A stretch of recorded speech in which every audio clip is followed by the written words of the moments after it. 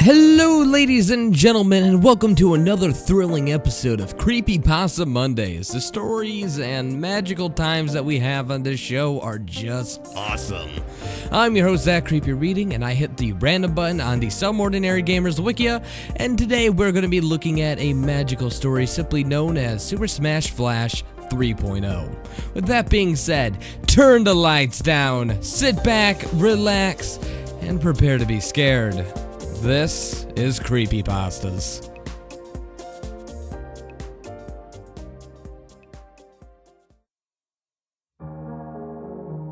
I think I'm ready to tell people about my story, and what better way than to do it here, right? Scary stories are like my drug. I know they're bad for me, don't get me wrong. After I read several of them, they oftentimes fill my mind with frights and scares that I'd rather forget about, but I just want to keep reading them. It always gave me this feeling as though I'm sitting around a campfire, telling stories, except I'm alone. And although the campfire is on, still can't get the feeling that someone's watching me or something like that. It's this ominous, eerie feeling that just makes me feel nice at night. Lets me know that perhaps I'm not alone, and the person I'm hanging out with might be seeking to kill me. Nonetheless, on the other hand, we got horror games. They're the bane of my existence. I play one and I don't sleep for weeks, sometimes months. However, they're just a lack of context. For example, I play a lot of Outlast, the Whistleblower, and to be quite frank, I just don't get the same experience out of it. As in, yes, I'm scared and it makes me flip a nut, but there isn't that sense of community.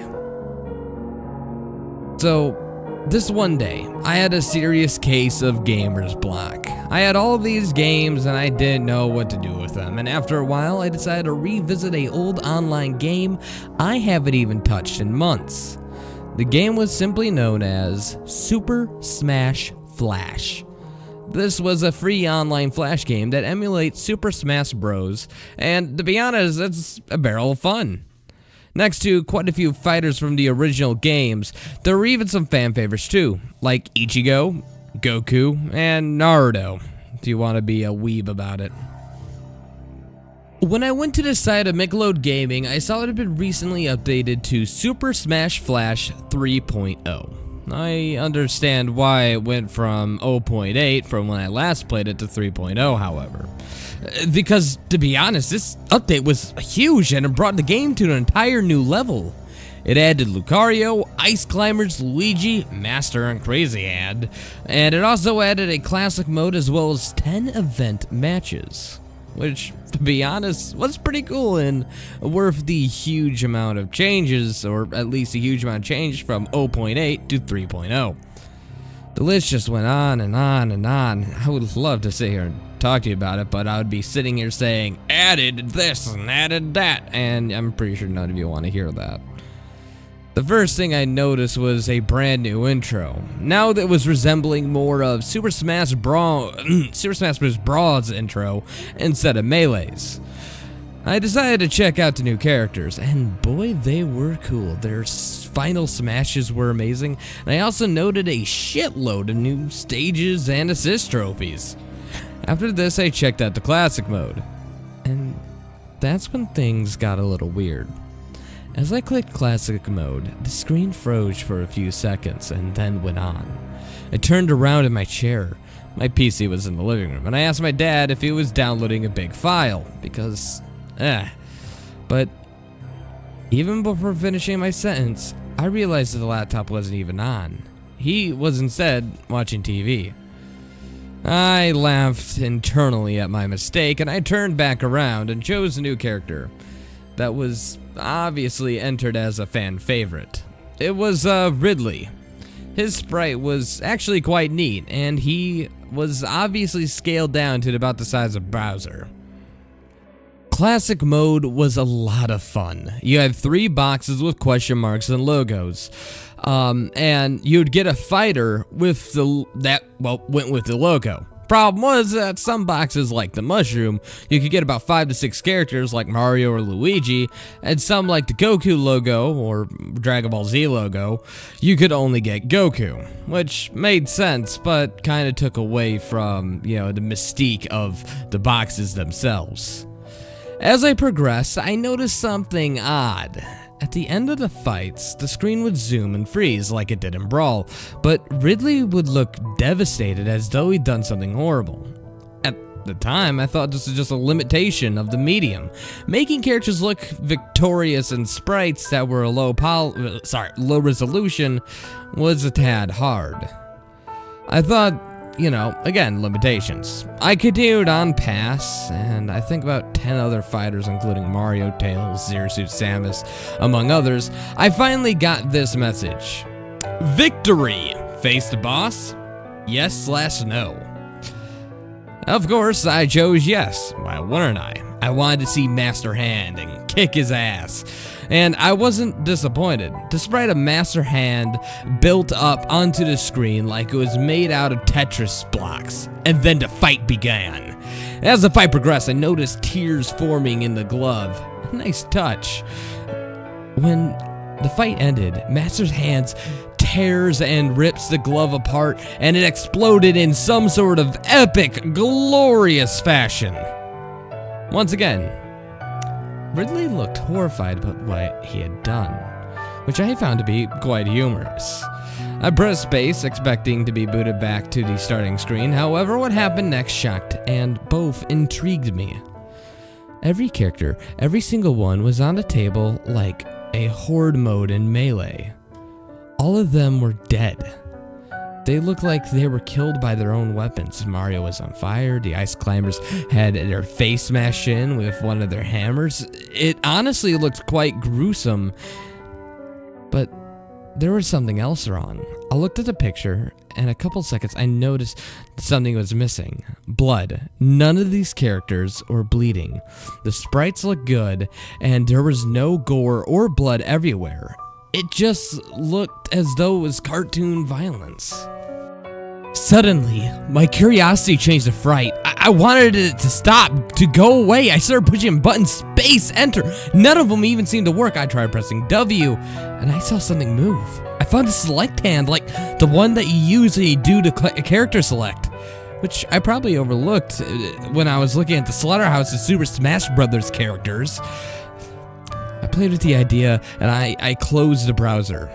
But I read through horror stories, and I knew what would have happened. Close the source, and shit goes down. So, I decided not to close it. I went over to the character, and I tried to pick one that looked the most pained.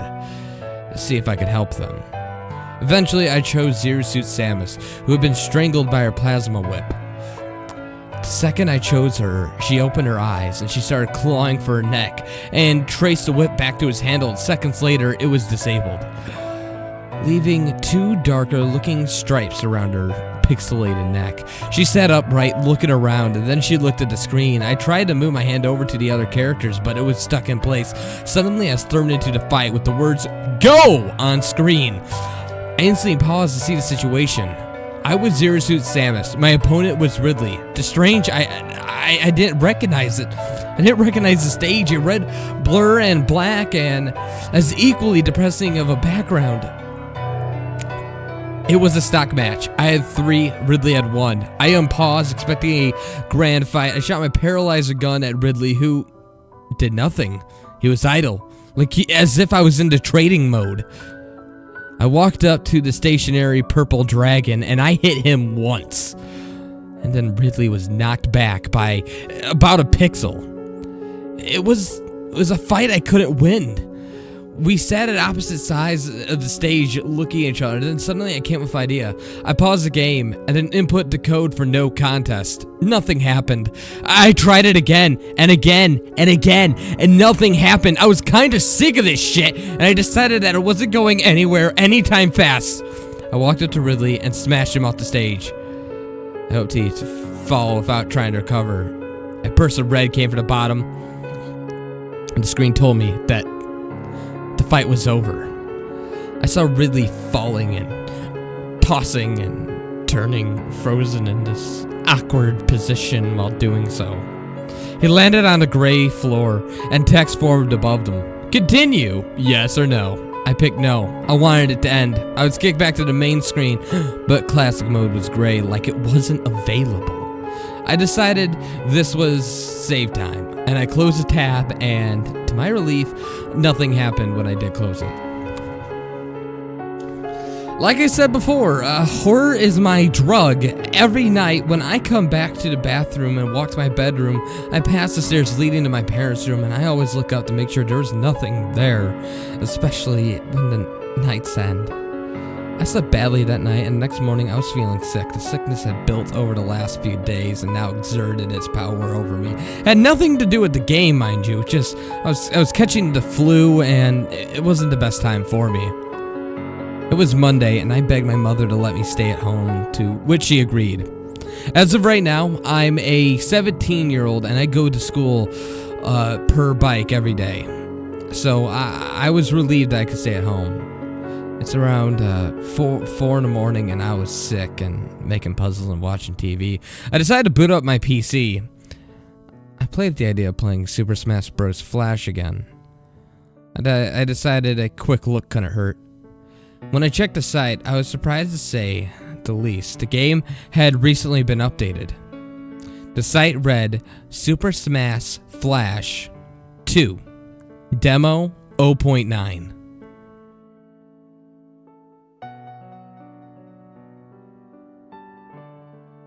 Hello, ladies and gentlemen. I'm your host, Zach Creepy Reading, and today's creepypasta was entertaining, to say the least. It was one of those stories that I enjoyed doing, so to speak. However, I would have to say that the story itself isn't anything special. Now, don't get me wrong, the story is pretty good. I mean, as far as a gaming creepypasta goes, it was able to build up, catch my attention, give me an idea for how the character was, and it also even seemed to give him a little bit of personality. However, the issue falls when you fall into the tropes. The, oh my god, creepy things are happening in the game and I am horrified, therefore you should be horrified. I fucking hate that. Fuck that. Fuck you if you do that too. Seriously, no one's scared about what happens in the game. If you're gonna write a gaming creepypasta like this, the only way you could do it is by stating it like a theory. Simply going like, I know that the game had some rather disturbing subject matter in it, and honest to God, it caught me off too. It was kind of disturbing now that I thought about the darker, deeper thoughts of it. However, I will have to say that in the end, it's just a game. That's how you build suspension of disbelief. I don't fucking believe this happened to you for a fucking moment just because of the basis that you decided to, oh my god, it happened and it made me sick. I hate that. Oh my god, you don't know how much I hate that. You gotta fucking stop it! But yeah, creepypasta. It was alright. Not too bad, but not terribly good either. I'm working on other creepypastas. I should be doing one every day this week if I had my way. So enjoy your narration of Palooza. Also, I have another request. If you made it this far into the video, would you mind doing me a favor and sending me an email of a true horror story that happened to you? If you send me a good one and it's believable, I'll be putting it up in my next top 10 true stories countdown. With that being said, let me give you my obligatory title card. If you want to see the top 10 Let's Not Meet stories, you simply click the link with the creepy homeless man in it, because that one is entertaining. If you would like to see me talk about the creepypasta community as a whole, and would like to hear me recant my tales of horror while dealing with other fucking terrible narrators, and I mean absolutely fucking terrible narrators, then simply click on the face of Mr. Creepypasta and me facepalming. It's a magical video talking about how bad of a person I was and how bad of people other people are. Remember, I'm a terrible person, but if you can put up with that, please click that subscribe button right there. It would mean a lot to me, and if you want to see more creepypastas, it will help you out too. I'm your host, That Creepy Reading, and today I'm signing off